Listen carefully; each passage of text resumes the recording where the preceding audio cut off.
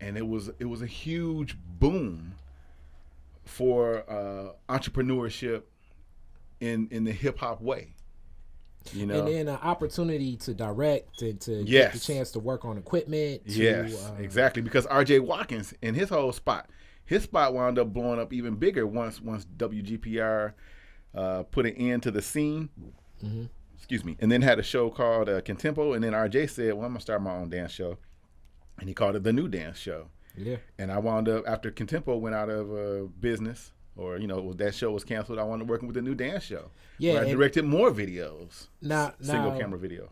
I do have a new dance show question. As I interviewed Henry Tyler, and he gave like HT. a long spiel on it all.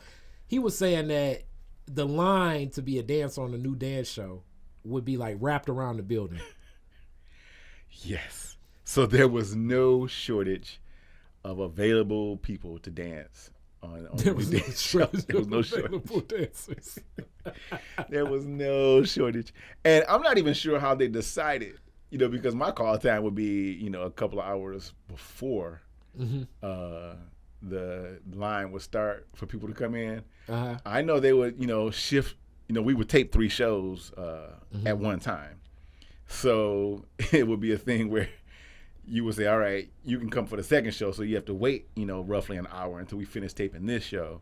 I knew that was maybe one way of doing it, but it was our own version of Soul Train, which is the New Dance Show, the Contempo and the Scene, all versions of our own of Soul Train. And Soul Train was a version of American Bandstand.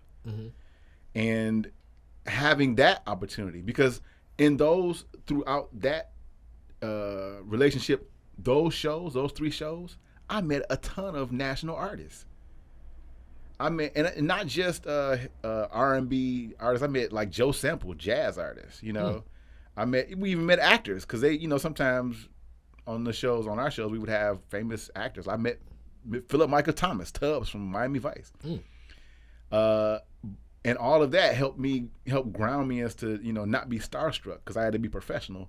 Yep. In my interaction with them, I may have been directing, or the floor director or floor manager or camera operator, whatever job I was doing, I had to make sure I was professional. And it was like, okay, treat your job like a job.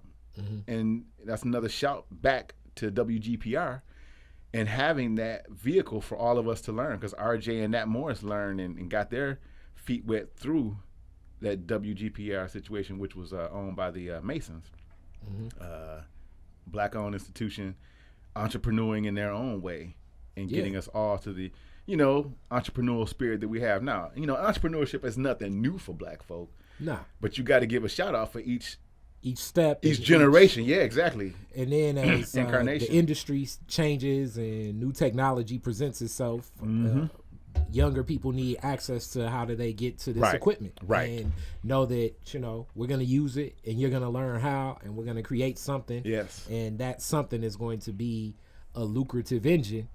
Right. Where we can sustain more opportunities for our families, our friends, and the people we're connected to. Detroit is Different is where you get information, artistry, history, music, and even comedy. Detroit is Different, a home for the culture of Detroit. Visit online at DetroitisDifferent.com today.